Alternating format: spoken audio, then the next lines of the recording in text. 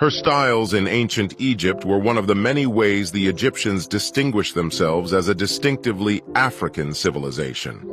Of the numerous hairstyles donned by the men of Kemet, the most popular by far was the short twist. Egyptologists, for obvious reasons, have often speculated that this hairstyle was a wig, emulating Kushite hair, but this has never been substantiated by any evidence.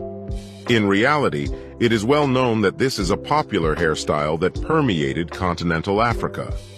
Ron's artworks from Benin illustrate the common of the short twist being worn in similar concentric rows on various depictions.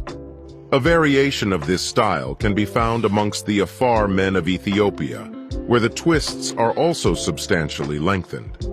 This style is also reflected in comedic artwork, but by far the most notable example of this style captured contemporaneously by Roman artists and exquisite bronze busts, portraying the distinctly African appearance of the ancient Egyptians. The mystery of the ancient technology used to create the sword of Gujian.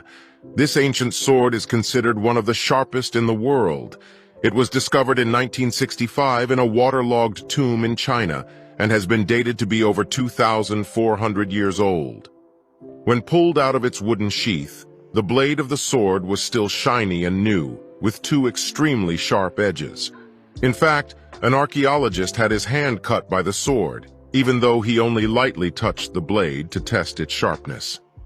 Scientists say that the reason this sword has retained its sharpness for over 2,000 years is because it is coated with a special alloy called chromium sulfide.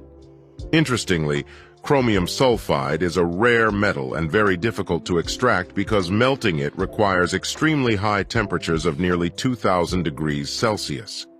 The question here is how, over 2,400 years ago, people were able to make this sword. Especially when it wasn't until 1937 that modern humans invented a method for extracting chromium. This discovery once again shows that from ancient times, humans may have possessed many advanced technologies, but for some reason, they have gradually been lost over time.